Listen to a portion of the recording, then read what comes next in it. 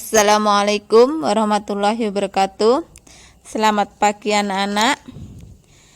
Administrasi umum kali ini membahas mengenai bentuk dan struktur organisasi. Dibuka bukunya halaman 17 dan disimak baik-baik penjelasan berikut. Topik pertama mengenai pengertian organisasi. Organisasi itu berasal dari Yunani dan Latin, dari Yunani organon dan dari Latin organum. Nah, keduanya memiliki arti alat, bagian, anggota atau badan. Sedangkan organisasi kantor adalah suatu tempat di mana diadakannya suatu kegiatan yang teratur dengan penempatan wewenang dan tanggung jawab dari sekelompok orang yang bekerja sama untuk mencapai tujuan bersama. Jadi, organisasi kantor itu suatu tempat. Nah, tempat ini digunakan untuk kegiatan, dan kegiatan itu ya kegiatan yang teratur atau sudah ada peraturan-peraturan. Nah, yang menggunakan siapa? Yang menggunakan adalah sekelompok orang yang bekerja sama, di mana orang-orang itu memiliki wewenang dan tanggung jawab yang sama untuk mencapai tujuan bersama. Selanjutnya mengenai prinsip-prinsip organisasi kantor. Yang pertama, prinsip tujuan. Tujuan harus dirumuskan dan dimengerti oleh setiap anggota organisasi, sehingga nanti akan menjadi motivasi untuk mencapainya. Selanjutnya, prinsip kesatuan fungsi.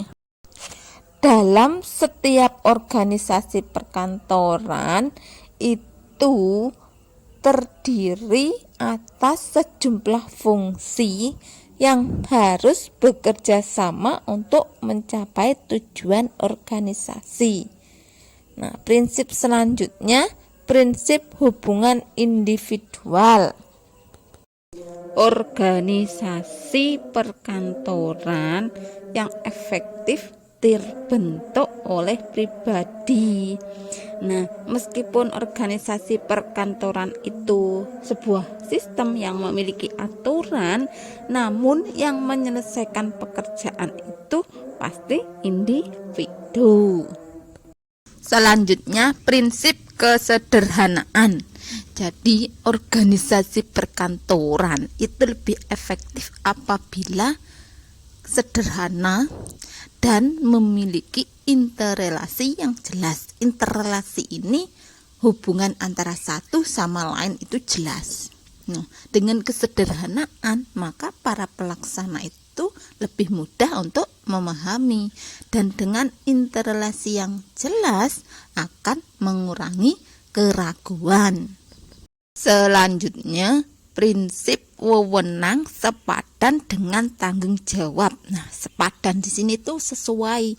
Jadi saat memberikan wewenang itu harus sesuai dengan tugas tanggung jawabnya, sehingga dapat bertanggung jawab. Lanjutnya ada prinsip laporan kepada atasan tunggal. Jadi di sini itu pelaksana itu menerima perintah dari satu atasan saja. Jadi nanti yang bertanggung jawab untuk laporannya dilaporkan kepada satu atasan.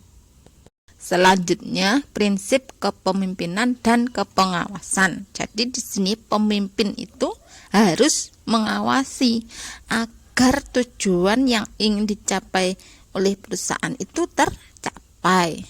Nah, yang terakhir, prinsip jangkauan pengawasan. Jangkauan pengawasan. Nah, ketika mengawasi itu harus dibatasi.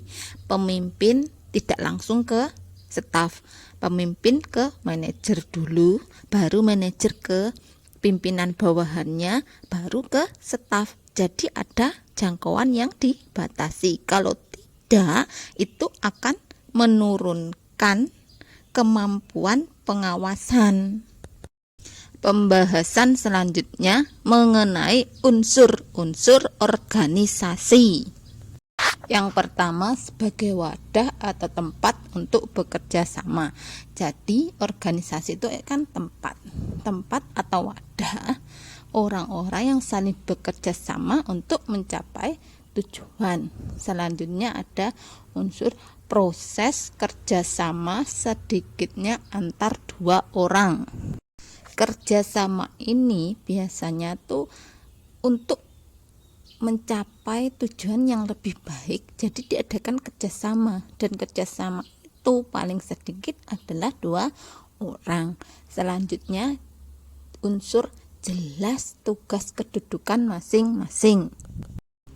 Jadi dalam organisasi itu tugas dan kedudukan masing-masing itu jelas, sehingga pelaksanaannya akan sesuai dengan tugas masing-masing. Nah, unsur yang terakhir adalah ada tujuan tertentu. Nah, seperti setiap organisasi pasti memiliki tujuan tertentu, seperti mendapat keuntungan. Nah, disinilah unsur dari organisasi itu pasti memiliki tujuan tertentu, di mana untuk mencapai tujuan itu tugas pekerjaan yang dilaksanakan harus efisien dan efektif. Demikian penjelasan dari saya. Saya akhiri. Wassalamualaikum warahmatullahi wabarakatuh.